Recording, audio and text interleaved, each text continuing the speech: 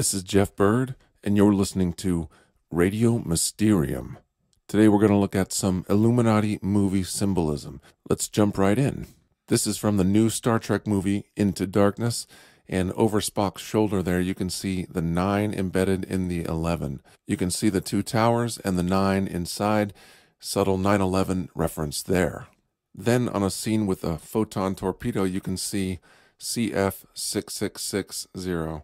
So there's a little embedded signature from the Illuminati right there for you. I'm not religious, but they are, and they put this in every chance they get. At the end of this movie, it said March 22nd, which is 322, which is Skull and Bones Society, and the spring solstice.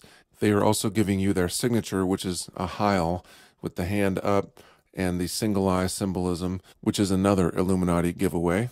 Here you'll notice the Masonic floor and the pyramids from the top view. If you look over Will Smith's shoulder there, you'll see the pyramid from the top. Also notice the black and white symbolism of the suit as well. Here you'll see those pyramids from the top again with a clock that says 9/11. Notice the paper the man is holding there from Men in Black 3. It says a control post moon, which is interesting if you think about the hollow moon theory, or possibly what Stanley Kubrick was trying to communicate in 2001: A Space Odyssey, with frequencies coming from the moon to change our perception of reality. And they included this visual from the moon to give us an example of what the dark side of the moon could look like. Yes, it's simply a top view of a baseball field, but if you look closely, you'll see the Masonic compass and rule. Men in Black 3, brought to you by the Freemasons. Here's a scene from Despicable Me, and the girl with the hat is throwing the devil horns there. Again, not coming from a religious perspective, just showing you their signature. They like to throw those 666s in there, the devil horns, and upside-down crosses, and whatever they can get away with to show you that they're in charge. Here's the diamond, which is a reference to 33. A triangle is 3. Another triangle is 3. There's 33.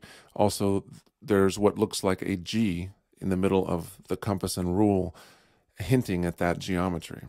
And this is the logo they use on all of the zippers and the clothes and pretty much throughout the entire movie of Despicable Me and Despicable Me 2. Once again, it's Despicable Me, brought to you by the Freemasons. This is interesting. You can almost see a McDonald's theme here with the M and the red and the yellow on the shirt. Usually anytime you see M or W, it's a reference to the Masons. I know a Satanist who owns a series of black houses. They're all totally blacked out, and they're in the midst of neighborhoods, just like this. So this is a reference to underground Satanism. And of course, he's trying to steal the moon in this movie, another reference to the moon. Here's another scene from Despicable Me, and of course the girl, if you look closely, is wearing an owl, which is a reference to Lilith or Semiramis, and the owl is also a subtle reference to the Bohemian Grove and the rituals of sacrifice that take place there. Here's a short scene from Iron Man 3, and who does that look like? Yep, and the plot is about a terrorist who is really a phony and an agent or just an actor, and he's working for the system. Iron Man 3 also has a great deal of symbolism and predictive programming around mind control and drones as well. Then also this shot right here that says MK42.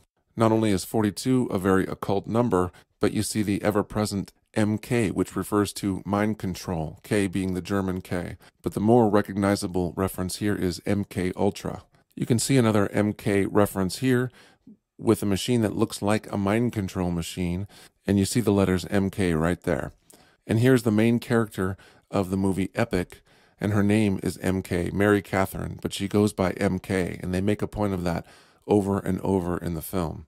If you look closely, you'll also see an owl, a reference to Bohemian Grove and the Semiramis figure, and also a butterfly, which is referencing Monarch programming and MK Ultra.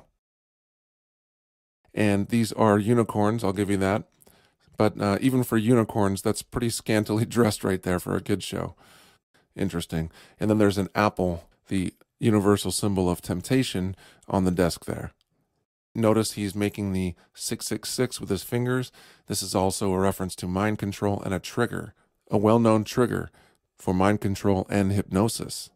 And if it happened once in the film, you might think, okay, literally. But you'll see it here again, and again, and again. A little more subtle version here. And here's the same character making a not so subtle reference to the Illuminati here, flashing what amounts to an Illuminati gang sign here. And this is interesting. Here's the supposed good guy, but ends up being a bad guy. You'll see a vest that looks like a beehive once again, and he's pointing to it and saying submit. So a little bit of hypnosis there for you in your kids' movie. Family friendly, right? And by the way, the beehive is a universal symbol pointing to hierarchy and the elite, basically laughing at the worker bees. It's also represented by hexagrams. And here's another scene from Partly Cloudy Chance of Meatballs 2, and you're seeing the whole plot about genetically modified food. A very universal trigger is the rainbow, especially the Wizard of Oz symbology. You have 4 rainbows here. Now here's a whistleblowing element showing the people how to interpret and read hidden symbols actually within the film itself. This is showing backward masking, which is another technique they use all the time. Words written backwards or anagrams. In this case, you'll see a man discovering that the logo for this Apple-like company is live. And then if you turn it around, it's evil. So they're actually showing you. Here's a scene from The Dark Knight Rises, and you'll see a very Masonic numerology there, 1133. 11 being the 2 towers of Joachim and Boaz, or a reference to 9/11 and those 2 towers, and then 33, a reference to the 33rd degree of Freemasonry. And this was the last tick on the clock before the scene ended. So it was the prominent numbers that they wanted you to see. Another scene from Batman. This is even more provocative. You'll see Sandy Hook and the words strike zone. And this is a map of Gotham, but with all the shootings referencing the Joker and even the Boston Marathon bombing that references Joe Carr. You'll see a lot of Batman and Dark Knight symbolism in these false flag events. This is Monster High, which is an extremely Illuminati mind control cartoon that is targeted toward young women. Here's another example of the dollification of young women. Here's a picture from Monsters High, and it looks like an Eyes Wide Shut party, veritably. The Masonic black and white checkered floor in a huge Rothschild-looking mansion. It looks like a scene from Eyes Wide Shut, actually. I'm not here to be a moralist, and I'm not claiming to be right about all of these symbols, but you have to admit there's quite a few in here that seem awfully suggestive. Here's another Monster High picture with the owl prominently displayed. Here's another reference to the owl from a kid's cartoon called Gravity Falls. It's a Disney show. Disney is heavily entrenched and involved in this mind control and also Illuminati symbolism.